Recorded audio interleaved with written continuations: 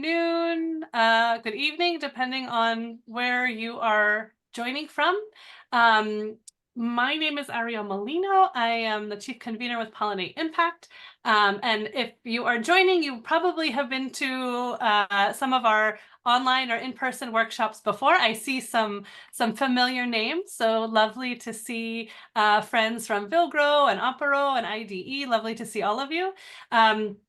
As you all know, Pollinate Impact is a member-led network of incubators and accelerators, and we know that financing and the sustainability of our incubation and acceleration programs is often one of the biggest challenges that incubators and accelerators face, which is why we do these regular opportunities for the impact incubation acceleration community to connect with funders in this space. So we are really delighted to have Julia Ko from DGGF here with us today for a really special edition, because you'll get the opportunity to ask Julia any questions you have about DGGF. They've been a really fantastic supporter of impact investing and impact incubators and accelerators across the world for many years.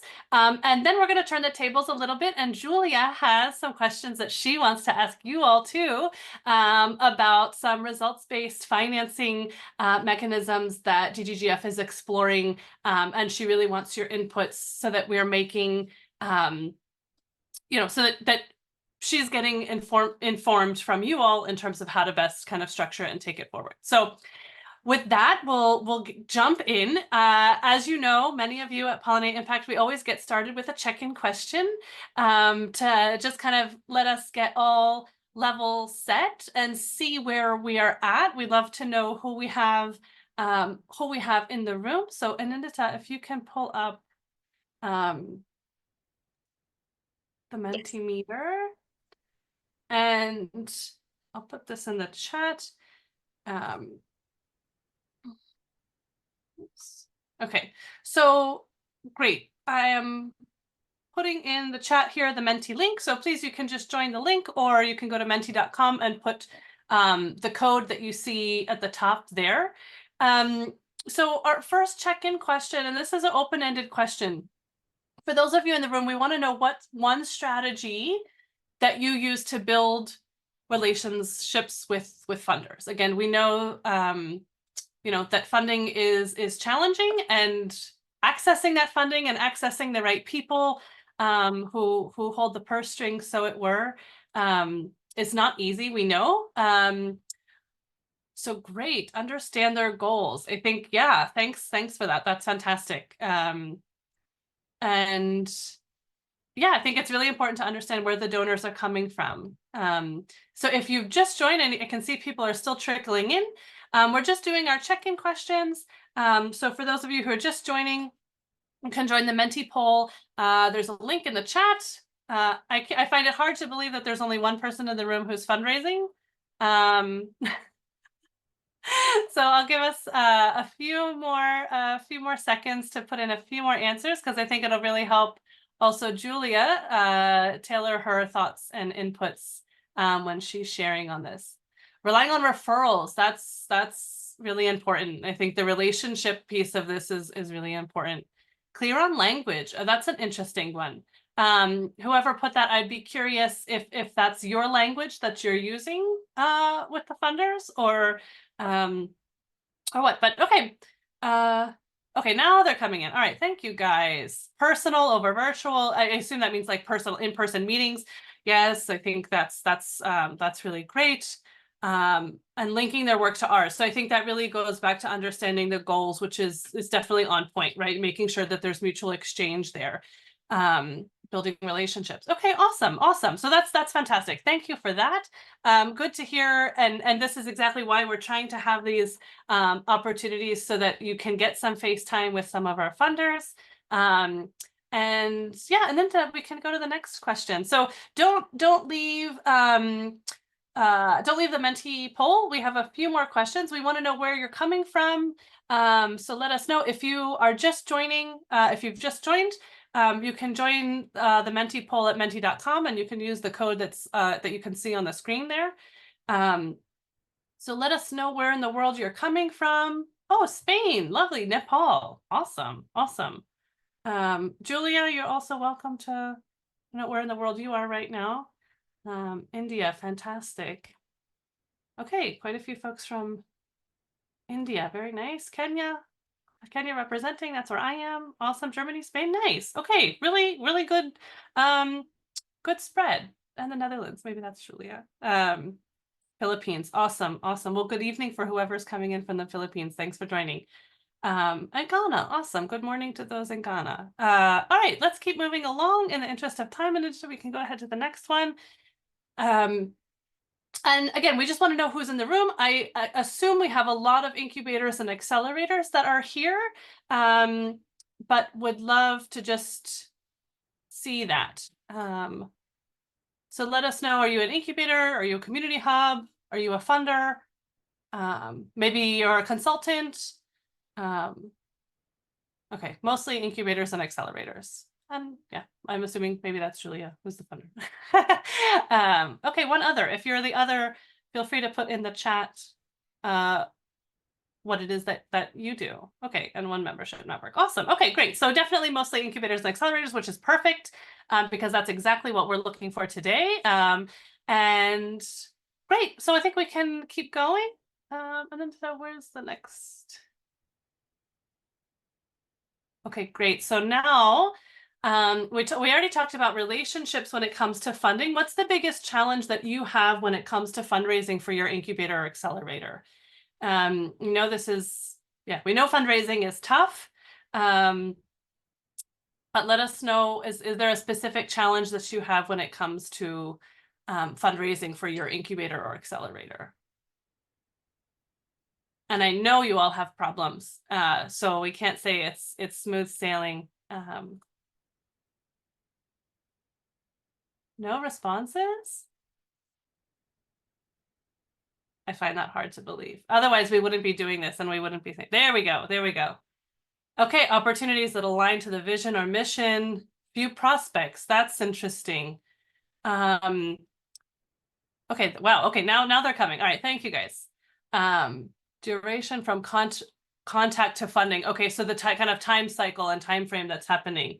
Again, sort of similar, the two that I'm seeing on the far left, sort of similar in terms of alignment, again, timeline, and aligning what they do with what they want to fund with what you do. Again, I see something going back to relationship building. Oh, blended finance into program designs. That's interesting. Unrealistic expectations on how long it takes to support entrepreneurs. I think I would add to that support and track how effective our work is, right? I think some of the things that we're doing is really long-term. I see long-term funding and projects. Okay, awesome. Balancing scale and impact required by investors, accepting equity, few opportunities to build relationships. All right, awesome. So Julia, we have a lot of challenges to tackle, but I hope this helps give you a good sense as to where the folks in the room are coming with. I think we have just one question left on the check-in, if I'm not wrong. We'll move on to the last one. So I'd love to, I saw somebody had mentioned equity there before.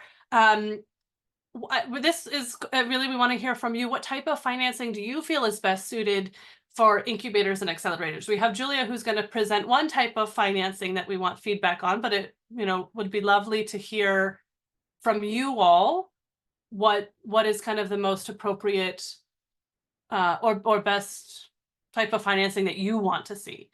And yeah, blended finance, that's lovely to see. Great. I was expecting someone to say grants.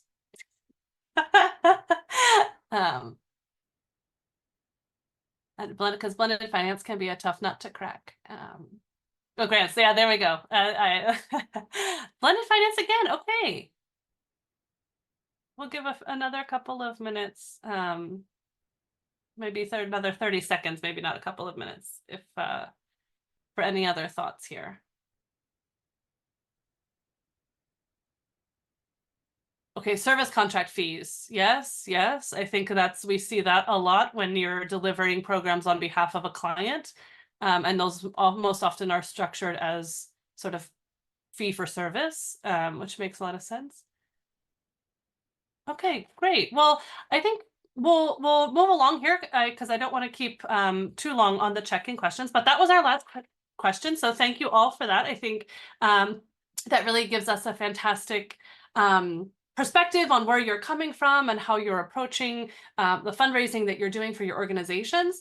I will now hand it over to Julia. And Julia is going to take us through a little bit more about DGGF and their approach and what they look for in potential partners. So I would welcome all of you to put any questions that you have for Julia in. She's going to have about 8 to 10 minutes to share about what they do.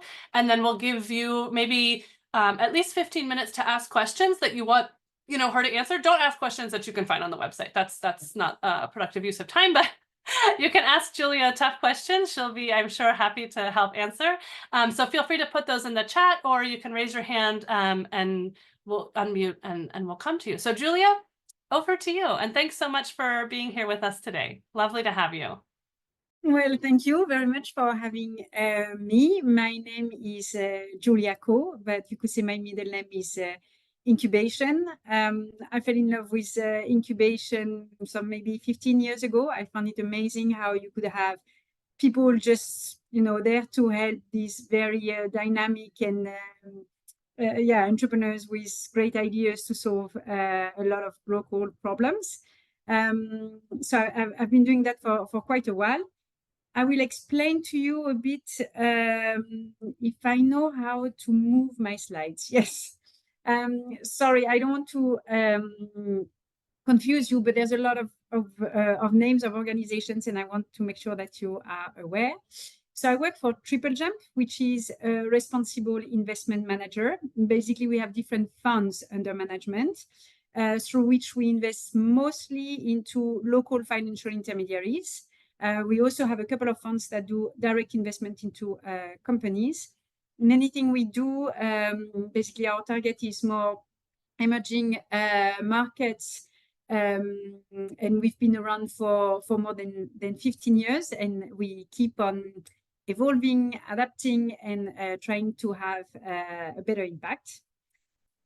And so one of the funds that Triple Jump manages is called the Dutch Good Growth Fund. It's called like that because it's an initiative from the Ministry of Foreign Affairs. But instead of them doing it, they thought, okay, let's do something that can be permanent. So we are going to use investments instead of subsidies. And we're going to basically empower an investment manager like us to basically manage this fund of funds. So we've been investing since 2014. So we are getting the 10-year mark this year. And I know a lot of people like to, contribute to new ideas. I'm very happy I've been there from the beginning and to see where we are after 10 years and to see what we should be doing in the next 5. So the way we're structured is that we have a fund of funds, and the fund of funds invests into local financial intermediaries. Because the SMEs are very diverse, we believe into a diverse financial ecosystem. So we can invest into, let's say, an upscaling microfinance institution with an SME product, a bank with an SME product, but also venture capital fund, private equity fund, debt fund, mezzanine providers, digital lenders, you name it. So we do it all. What matters is that they explain the type of companies, type of SMEs they target, and what are their needs, why are they underserved at the moment, and why these local financial intermediaries has basically the solution for these SMEs. And so we're a sector agnostic fund. We can invest in more than, in 70 countries. We are now exposed in more than 50. Across Latin America, Africa, Asia, even a couple in, let's say, more Eastern Europe. But what matters to us is actually 4 things. The first one is that especially female entrepreneurs or young entrepreneurs do access the financing that they need, because it's a fact that they access it much more easily than others. You can be a young woman, it's even harder for you. We also have quite a big outreach into what we call more fragile states. And so we are happy to be able to go there. Our risk appetite is really, really high. So yes, we are in Sudan. Yes, we are in Myanmar. Yes, we used to be in Afghanistan. Yes, we are in Palestinian territories. And we hope that we can really make a difference there because there are really interesting stakeholders to support there. And last but not least, it wasn't there actually at the design of the fund, which is really sad, but at least we're doing our best now, is climate. So climate is not just like a nice, strategic vertical. It's like embedded in the way we work. We have done a lot of work understanding what is our climate footprint, what is the climate footprint of our investments, what is the climate footprint of our investee, the underlying portfolio, and are putting a lot of effort into reducing basically the climate footprint of all levels. Maybe why I'm here is because the Dutch Good Growth Fund is quite unique. So I spoke about like this fund of fund, but next to it is the most exciting part, is the seed capital and business development facility. That's my facility that I oversee, and we do a lot of exciting things here. The first one is that we also do investments, but here our innovation and risk appetite is even higher than on the investment portfolio. So we did a lot of let's say, first-time fund managers or first-time finance providers, and it can be a pilot of a fund, a subscale fund. It can be a completely new organization. And what we see is interesting is, for instance, we made a few investments into digital lenders. The investment portfolio didn't have that, but then they found it was really interesting. And then when these digital lenders went to fundraise more, they actually went to the fund of fund. It's not like a linear graduation path. They still have to apply like anybody else, but they had the track record. Basically, that's what we do. We basically provide them with some funding so that they can deploy funding into local SMEs. They can validate their investment strategy, and we put them basically on a scale path. Other things we do is we do a lot of technical assistance and business development support. And so this is really to serve the investment portfolio. At the end of the day, it's all about making sure that the business and impact performances can be increased. And then two other things that are close to my heart, that's what I've been doing for 9 years. One is that if we're saying that we are backing the SME finance, the pioneers of SME finance in these markets, then we need to understand, does it work or not?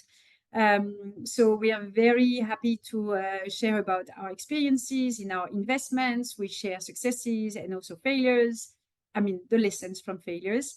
But we also look at the market, and what happens there. And we really challenge, we see a lot of decks, a lot of proposals, and we challenge basically all these estimations that are in there to show, well, this one won't work because we've seen it so many times, because we really want to make sure that people don't reinvent the wheel and don't redo what doesn't work, but really that we accelerate that people do new things because it's needed. Last but not least, that wasn't part of the initial design, but it quickly was added within 2 years, is that it's great to focus on the finance providers, but the finance providers are not everything. And also for SMEs to attract finance providers, they need to be really strong. And that's where we saw that we had a role basically to play. And that's where we support incubators, accelerators, also more recently, business angel networks. And from an impact perspective and from making sure that it helps basically the SMEs access the finance that is there in their markets, we definitely see very good traction. So we're very excited about it. Maybe here, so we basically, we're happy to support any type of entrepreneur support organization. It doesn't matter if they're called an incubator, hub, or an accelerator, but it needs to be very clear what type of SMEs they're targeting. Why, what stage basically they take them and where they bring them, how they manage to make these companies interesting for the type of finance that they need. And then last but not least, which is very important, and that maybe addresses some of the points also that were mentioned before, is we know that the ESO sector, the ESOs are often fragile organizations, because if you want to monetize your service offering, basically your clientele pretty much doesn't have the means to pay for everything you're providing. So that's always the problem. And I think people have understood that diversification of revenue streams was important. But then when you have 10 revenue streams, it becomes extremely difficult to do it. Or if you have revenue streams that contribute to cover, let's say, 5% of your costs, it becomes extremely difficult. And I'll be completely transparent. I mean, as a donor, we really are careful because we've seen also the practice of some donors or funders kind of pushing a bit their agenda. And yeah, when you're in a fragile position, then you're like, okay, let me do this one so that I can survive, and then we can do exactly what we want. That's not what we want. We want to make sure that our support is really structural. So there was actually a report from the Argelius Foundation published last year about please, funders, donors, just finance the operations of these organizations, and that's exactly what we do. I'm very happy to pay for staff and getting the right team into place, because at the end of the day, the execution capacity will basically make the difference.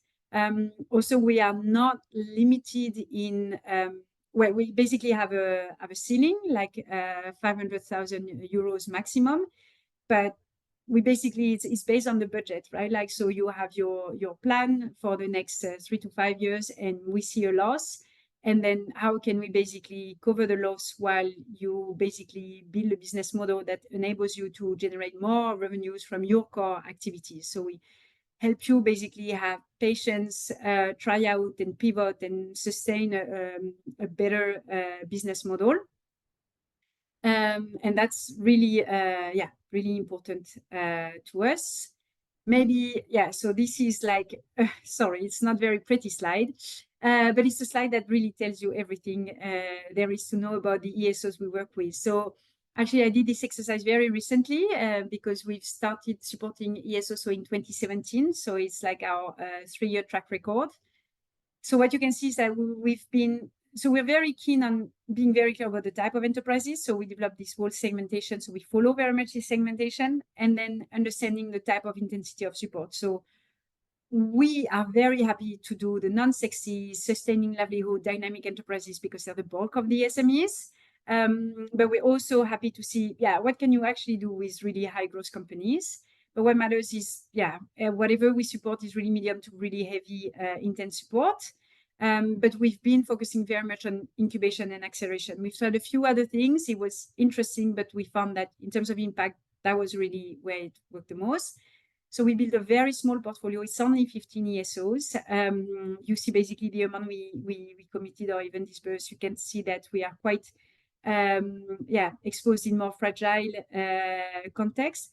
What I'm quite happy about is the ESO survival rate. They're still all not just alive, surviving, but really ticking, but especially their self-sustainability, like their capacity. It's really hard, right, to be 100% self-sustainable, but they're solid. Like they are not threatened on a yearly basis to close doors. And I think this is something that we wanted to see. And in terms of impact for us, it's really important to see that in terms of outreach to youth and female-led businesses, I mean, we actually perform better than on some of our investments. So we think that there's a lot, because if at this early stage that works, then it means that we are also helping to build a pipeline that is more inclusive also for the follow-on investments. And you can see also like the capacity of these companies to really grow. So when we look at enterprises growth, it's really about like the turnover, right? It's, I mean, you need to show traction, and traction on the market is really helpful. And then their capacity basically to fundraise for these companies and to create or support jobs, especially for women and youth. So that's a bit our track record. And I think it's nice. I still think that we're doing something useful, but I think we could do better. So today, that's why we want to exchange a bit with you on a new way of basically working with ESOs. But happy to answer any questions. Thank you so much, Julia. Perfect. So we actually have quite a few questions that were submitted as people were registering for the session. So we'll start with those. And I'm gonna set a timer because I want to make sure we have enough time to get through to the next segment. So Julia, the quicker you can answer, the more questions we'll be able to get through. So I'll start with these, but again, if you all have questions, feel free to put them in the chat. So one question that came up multiple times from the attendees was on multi-year funding. So, you know, what is your perspective on funding short-term projects versus multi-year commitments to incubators and accelerators? If you're looking at sustainability, I think that you have to say for the long run, you can only maybe validate a few things in, let's say, a short time. We have seen that if we stay longer, we actually help these organizations really demonstrate their model. And actually, so we don't have a limit, but most of our partnerships are minimum 3, actually mostly now to 5 years old, because it's also helpful in terms of really capturing the impact that the ESO has. Music to our ears. I love it. Thank you. Thank you for that, Julia.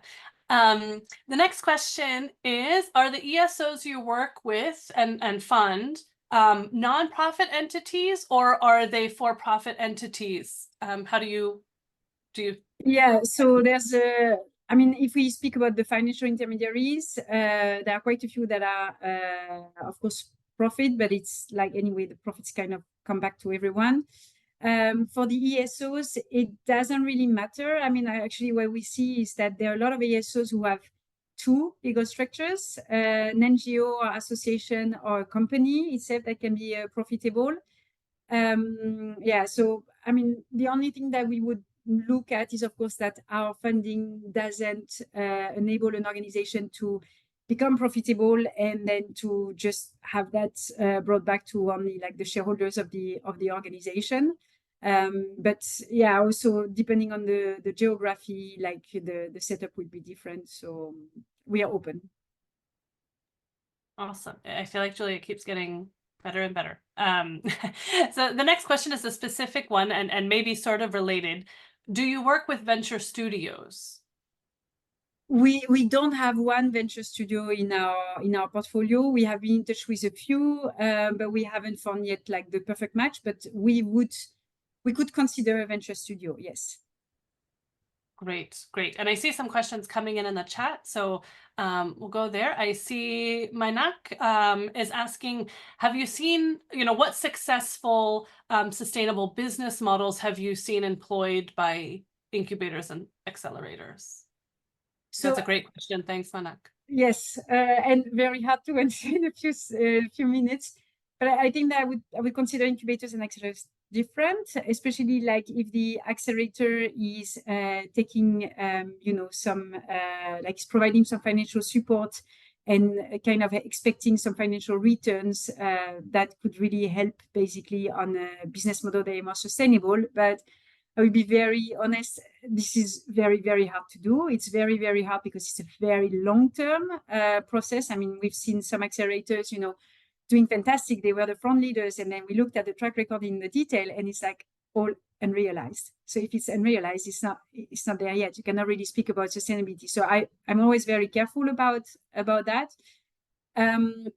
But what we have seen is it's also a little bit cultural. So to give an example, we were working with a group of incubators in Francophone West Africa, and it was really hard for them. They wanted to put basically an incubation fee, but it didn't work, it didn't fly. But what they found was that they had different services that they would provide. So the registration of your company, they even had like English business classes, this type of thing. So each service had a small fee on it. And so the entrepreneurs would pick one, they were happy with it, they would go to the next one. And so by them basically being happy with each service and kind of paying for it, at the end of the day, they ended up with having some kind of an incubation fee. What we have seen as well, that was super interesting, and that was also in Francophone West Africa, actually, is that so there was this women-focused incubator, and a lot of the entrepreneurs they were supporting were more like designers, and it was in a country where you have luxury brands, and they wanted to work with local designers, and so basically the luxury brand basically contracted the incubators so that they would build these designers as true entrepreneurs. So they were able to monetize their service offering, but they would basically get paid by somebody else and the entrepreneurs themselves. But it was exactly doing what they were supposed to do. And it wasn't a sponsorship. It was really about like, you basically build entrepreneurs that we are able to work with. So these are, I think at the end of the day, what we see works the best is a business model where your sources of revenues really show an alignment of incentives, basically. Like it has to work for everyone and for the right reasons. So there's not one business model, and I think that you need to have a couple of revenue streams. But if you have that, like incentives are aligned, trusts are aligned, in general, we've seen it work a lot better. Okay, great. And I see Devansh from Vogro. Hi, Devansh. I am not sure, Devansh, if your question was answered in what Julia just said. So feel free to unmute if you want to add to this. But Devansh's question was, what's the ideal program design for ESO funding? And Devansh, do you want to add some more color for that? Yes. I'm not sure that. Yes, I'm happy to. Hi, Ariel. It's nice seeing you again. Hi, Julia. Thank you for the session as well. We are one of the older incubators in India. So our offerings to the SMEs or startups to create impact have also evolved over time, from more classroom to more customized. And over time, we've seen how to integrate them into private capital markets as well, how to help them build their credit score. So that is why we've gotten into blended finance work as well. However, our blended finance work stands separate. Our program stands separate because it's difficult, or it has been impossible till now to make programs where a funder will fund for a mix of the two, where you incubate a company while also integrate them into the financial markets. One, there is also an element, since a lot of the, let's say you have a flourishing agriculture practice, we also have. A lot of our work is also about, let's say, if you have to enable technology adoption in agriculture for smallholder farmers, financial inclusion for smallholder farmers through blended finance is also being explored. So is it possible to make program designs and be able to work with you, which combines the element of your traditional ESO capacity building and market integration, while also having financing as a part of the program? So the short answer is yes. Having said that, it's only us. We don't have so deep pockets where we are a small funder. So yeah, I could tell you, yeah, it makes sense for us, and you could send a proposal, and maybe we could see if we can work together, definitely. But it's something indeed that I have seen, yeah, more and more. That's, yeah, you don't have many funders that are open to that. We are, I mean, I think if you want to have really like a funding facility, because it makes sense, and then you separate because it's not the same type of work. It's yeah, that's something we see and we appreciate. But we do see it depends also what type of companies you work with and at which stage. But we've seen, for instance, yeah, incubators working with really livelihood sustaining companies. They just need, you know, a small grant, for instance, to look into something, or they need a loan that is, you know, gives them basically the space to buy some equipment or something like that. We also see that, you know, sometimes if it's not too complex a financial product and you have the right team to do that, it actually makes sense. So yeah, we are open, but I understand that not all funders. Yes, absolutely. If I may give an example for everyone also in the room. For example, we are working in agriculture value chains, and a large part of what we do is farm gate storage and processing, basically. And a lot of the ancillary agriculture activities are done by women in the household, tending to cattle, beekeeping, food processing, food drying. If I have to work on adoption of a solar dryer technology, I also have to work on that women being able to access finance, which this woman has not been able to so far. They're putting up an incentive for a microfinance institution to lend is what makes the market.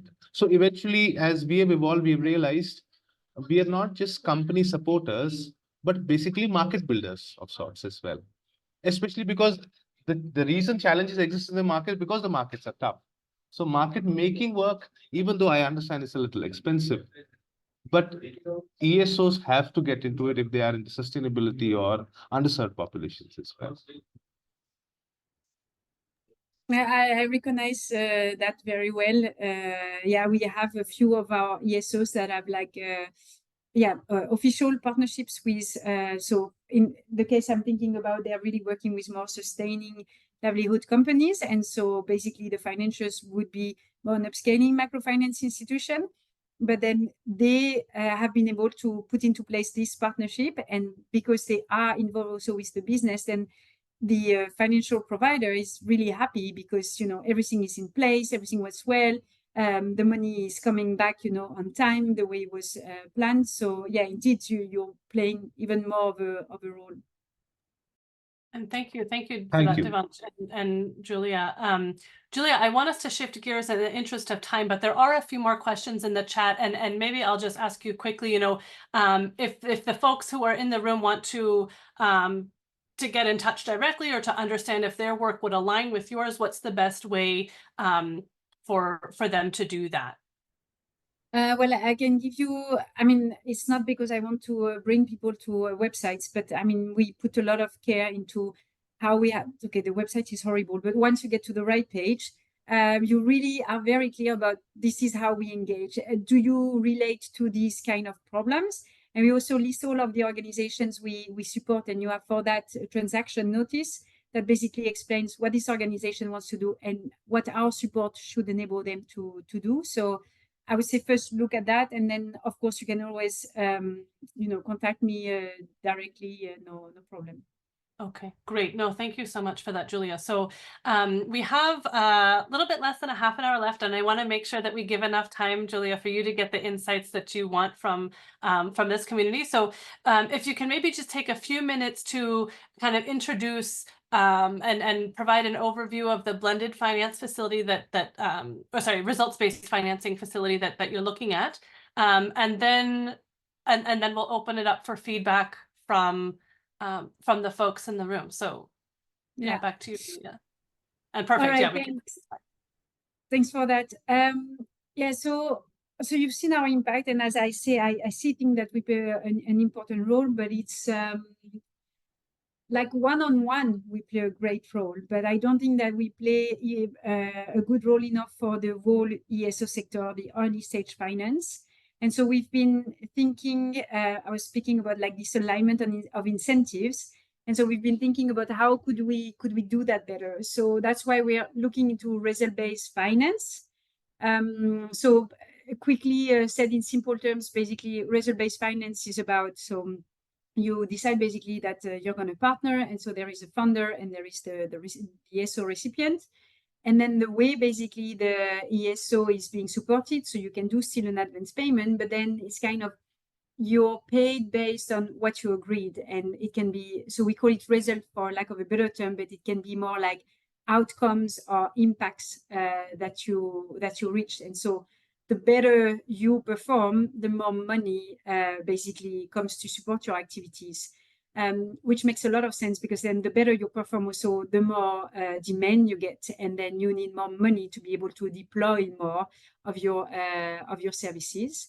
And so what we are really interested into, so we're really at the early days. Sorry, I don't have a whole facility to share with you, but we're really in the early days. We're working with a group that has both this result-based finance expertise and ESO expertise, to kind of help us design what would be this result-based finance instrument that we could put into place, so that we make sure that we basically reward the ESOs that reach the outcomes and impacts that they want. And so that we make sure also that basically what comes out of ESOs are of great quality. I think also what is really hard in the ESO sector is, I saw Rachel from Vilcap on this, and we always agreed, right? The outcomes and the impact of these ESOs varies greatly from one to another. And I think that's not really easy for an ESO performing to basically distinguish themselves from all the others that might be called ESO, but actually don't really do that. I think that there's also this, unfortunately, a bit of a push from some of the funders of ESOs that is very much on input, even output. So how many companies basically do you support in a year? And that's what they look at, nothing else. So we would like to adopt an instrument that works basically, for us and for the ESOs. And the whole idea is how can we make sure that this can be also adapted? It doesn't mean that the specific instrument has to be adopted by everyone, but in this process, we'd like to engage with a lot of ESOs and a lot of the funders of the ESOs to make sure that yeah, kind of everyone has more that reflection in mind, and that we all come up with then instruments that align better the incentives and reward better outcomes, quality outcomes and impact. And so I basically had some questions for you. I will mention the 6 of them, and I'm really happy to hear. I mean, it's funny because if you ask me who are the main supporters of ESOs, I'm not sure. I know that GIZ does a lot of work. I know that Argidius Foundation in specific regions has done a lot of work. I know Lemelson Foundation is really an important player, but I don't know, because often when we come and support ESOs, there is nobody else. So it would be really interesting to get a little bit of feedback from you on who are these main ESO supporters that also we should make sure I engage. I think also it would be really interesting if any one of you has engaged via a result-based finance mechanism. And if so, what has been the experience? Like, you know, what do you think are really the pros and the cons of it? And if you have not, kind of, if you hear me tell you that, like, what attracts you to it, or what would make you kind of shy away from adopting this? And then kind of more, yeah, thoughts about, yeah, if this has to work, these are the things that should really be there, or these are the things that should really be avoided. And last but not least, yeah, we always work in partnerships. So we're really happy to, you know, if there are some people here that really find this interesting and would want to be involved in being kept, you know, informed about how we go about that, or even like take part into, because we have quite a few, yeah, stakeholder sessions planned. I would really be happy to hear that. So I will pause here and happy to hear back from you guys. Awesome, thanks. I see Rachel has a hand up. Rachel, please go ahead, and lovely to see you. Thanks for Hi, joining. nice to see you. Hi, Julia. Hi, everyone. It's wonderful to be here. Julia, you know, we've worked a number of years and all very passionate about this topic. I think it's a really, really good idea. I think one of the things that I'm struggling with about how it could be designed is, from our experience trying to do like a localization strategy, really trying to build like institutional knowledge and talent of local actors. The liquidity challenge, due to like the way that the majority of ESOs are funded, means that a lot of times there isn't like spare cash to make strategic investments into things like the infrastructure to collect the data that would qualify you for results-based financing.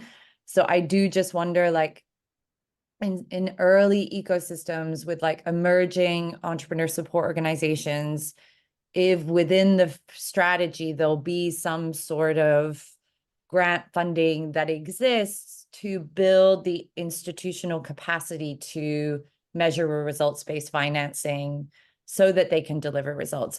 The reason that I'm acutely aware of this is because we have had a results-based financing contract that we were administering, where it was effectively like cash prizes to accelerators who managed to help women entrepreneurs raise $1 million. And even with like a cash prize of like $25,000 for that result, many of them were just like so overwhelmed in the day-to-day of like running the programs that they like the effort of like going and identifying that was work in and of itself that they necessarily didn't have time to do. So it's just one of those, like, when the rubber meets the road, like, is the data infrastructure there? Is the time there in order for the ESO to meet this? And in terms of how they would receive the funding, if it's results-based, would that mean that they would be paying for all of the services upfront effectively? So paying out of cash reserves, which are so minimal, which truthfully they keep to retain team because of programmatic funding. So I just see like a couple of really tricky things around, like, is the existing infrastructure there? Do they have the institutional capacity to deliver it? Is there funding to actually collect the results? And would they be prepaying for the programmatic delivery of the services? And if so, with what liquidity? But although I think it's a really great idea, and I think it's also really great that you're involving so many of us in it. These are just my initial reactions.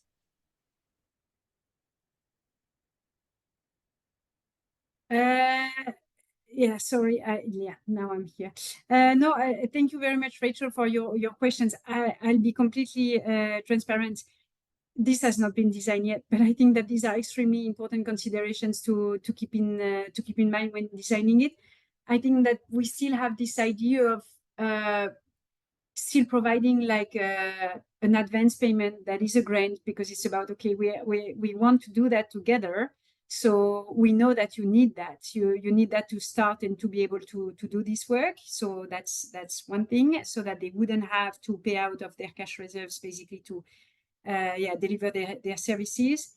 I think on the looking at the infrastructure that they could have to also be able to monitor and all of that, I think that there will be a lot of how can I say, like we would come and help them also have the right infrastructure and looking at the right thing. Like we wouldn't kind of put on them the responsibility of being able to do that. If we know it's not there, then it's our role basically to help them build it basically. I mean, on our side also, it's something that is important. One thing also that we've seen with reserve-based finance is that it also needs to be validated often by an independent third party. So making sure that everyone is aligned. I mean, if you want it to work, then you need to make sure that on the three sides, basically, there is this capacity and that we look at the same thing. So we wouldn't deploy such a mechanism without giving the means to the recipients basically to also be able to administer that properly. Great. Thank you so much, Julia. Great. Thanks, Julia. And thanks, Rachel, for the feedback. I see I am going to get the name wrong. Marty from IDE, please correct me. Close enough. That's okay. Please go ahead. Hi, Julia. Nice to meet you. It's Marcia from IDE, and we recently integrated with She Investments in Cambodia. Which I saw also. Great to see them in the presentation as well. And I just wanted to share, I think you asked, what's been our experience with results-based financing so far. So just wanted to share our experience in Cambodia with a development impact bond that we had for sanitation, where the impact investor was a private foundation and the outcome buyer actually was USAID. And that finished at the end of last year. And we've actually been looking, for us, it was a very positive experience. It outperformed in terms of results. And we were very happy to kind of replicate that same results-based structure, but then focusing on ESO support. But actually what we found is that it's been really difficult trying to get an outcome buyer to invest, because even from USAID, the feedback has been, it's great, we love it, but it's much easier to do grants. It was very difficult for them to accept the risk and to just get it through all the bureaucratic hoops of this being a non-traditional way of financing. And so at the end of the day, even though everybody that's been involved agrees that it was great and they would love to replicate it in theory, the reality of it is that it's not going to happen. So I think I just wanted to kind of share that challenge with you. No, but thank you very much, because that's also why we're doing. So the way we're doing it is that so we get help to design it, and in the design we want to involve so ESOs, but also potential other funders like us to kind of look into, okay, what would make sense that actually it's not just a good idea, but it's actually implementable. So I think, I would love to pick more your brain on that.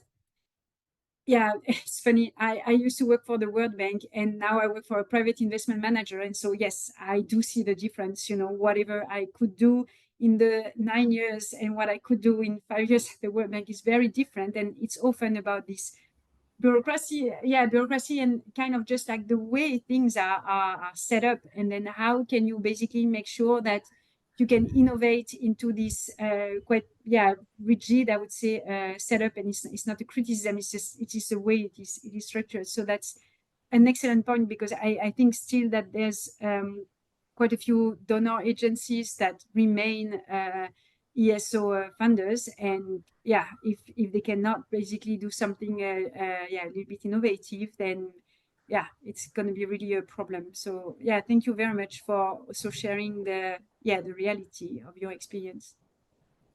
Sure, and always happy to have further talks. Great, I noted your name. Thank you so much. And yeah, Julia, we can connect you with these folks afterwards. Devansh, again, we'll come back to you. Go ahead, Devansh. Yes, for this, anything that relates to blended finance, since we are non-profit organizations, it becomes a bit of a challenge in terms of fund flow. Who are you paying and who pays you, and on what terms, really? Especially if money is coming from internationally, then legal structuring becomes a big challenge of fund flow. Is there a possibility of doing some joint work through consultations or through other partners as well to jointly arrive at these structures? Because as non-profits, everything will collapse unless the legal mandates are fulfilled of the local territory. And each country, I'm sure, will have their own challenges, as India has its own as well. Is there a possibility of like a design grant or a joint exercise? And just as an offer, anything that you would like to do in India to do this consultations, Will Grow is willing to offer its support today as well. Thank you very much, Devansh. Yeah, I recognize very well what you are saying. I mean, you know, whenever we, if you're practical, whenever we have to structure basically any type of contract, be it on investment capacity building, all of that, and then we go to our legal counsel, basically, depending on the jurisdiction, it's like a baseline, or it's like a medium or high. So I know that there are indeed some jurisdiction where just it's really hard to make this happen. I don't have an answer for that. I think it's something that we need to thoroughly think about in this process. And then, yeah, if you are interested into like sharing like pragmatically kind of what is possible or not in different jurisdictions, I think it's something indeed a bit to the point of Marcia before. It's like it's all good, but you have to be able to actually implement it. So yeah, it's a very good point that we know. Actually, we have tried to do some research as well, and we are happy to share them. I'm happy to connect with you later as well. We've tried to understand because we were funded for convergence for a similar kind of effort for climate finance and gender and climate finance, really. Okay. So we're trying something on that, and we've done some research as well. We're happy to share it with you, and we're happy to share it with the Pollinate Network as well for all the others involved in this. Great. Fantastic, fantastic. And we're coming up at about our hour. But Julia, maybe before we want to wrap up, I mean, pretty much everyone is interested in kind of following, you know, to your question of who is interested in staying in the loop on how this, you know, how your work progresses. And maybe if you could just, as we close, share a little bit about what to expect next, or what are the timelines that you're looking like, and maybe how might you want to engage with this group again, because I think everyone's really keen, obviously, to provide their inputs and context and share, and they definitely want to follow keenly. So maybe you could just share a little bit about looking ahead. Yeah, so so we are basically contracting now the group that is going to help us basically design all of that. In the methodology to design that, there is quite a few consultations that we would want to do. One thing that came to mind, but just now, not putting you on the spot, but I thought maybe it could be interesting to do another session like that. But then it's and then a session where I say, well, okay, we've made a little bit of progress on our thinking. These are the features we're thinking about. And then kind of get your feedback, whether it makes sense, doesn't make sense. But we could engage in a way like that. I think it would be very, I think we can put that up very efficiently. And I think it would, all sides would basically get the type of information they need and contribute. Amazing. Julia, we are ready to facilitate that when you are. I'm really happy that we had such good turnout and such good feedback for kind of this initial one. So thanks to you all for joining and sharing so openly, you know, your experiences and your feedback with Julia. Really, really, this is very, very helpful. And I think, as Julia saying, you know, the beginning of hopefully more consultative sessions with this incubation and acceleration community. So you know, just really wanted to appreciate again, Julia, I think first of all, for being open to feedback and asking for it. I think a lot of us in the room have seen programs designed and we're like, who came up with that? So, you know, so thank you for, you know, for getting inputs from the community, and thanks to all of you for attending and again, sharing your feedback, and we'll definitely look forward to planning another session in the future to be able to go a little bit deeper as this works, you know, progresses with Julia. So yeah, thank you again. And just in closing, I think, and then if you just want to push out the poll real quick, we just love to get your, you know, your feedback. And just a quick shout out, you know, we at Pollinate Impact, we are putting out our tool library. We actually just launched it yesterday. So if you're interested in that, let us know. I'll see if I can put the link in the chat before we sign off. But we're really looking to, you know, share more tools, resources across this community. Really loving the sort of sideline conversation on not just supporting businesses, but building markets. Devansh, Rachel, thank you so much for that. I think we'd be more than happy to dig into that more deeply. And this is exactly what we are intending to do with Pollinate Impact, is take some of these conversations, take these conversations forward and start really co-creating resources and yeah, helping us all do our work more efficiently and more effectively. So I'll just give a shout out for follow us on LinkedIn, and I think Anindita, if you want to put that slide up, we have a little slide where you can connect with us online. We do have a session happening next week.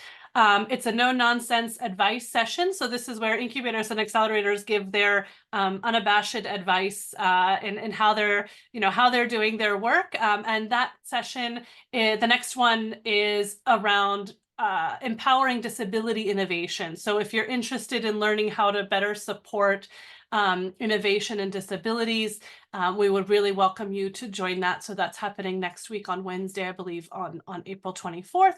And you can always sign up and follow us. We have our events calendar on our website, so you can subscribe to that so you don't miss anything moving forward. And with that, yeah, huge thanks to all of you for joining, and thank you again, Julia. We'll pick this up and happy to connect you and make introductions to any of the folks who were on this chat, on this call, who want to connect. So Julia, let me know if you're on this call and you want to reach out to Julia, let me know also, and we'd be happy to facilitate that. And there's my timer. So thank you all so much. Right on time. And have a lovely rest of your morning, evening, wherever you all are today. So thanks so much. Thank you.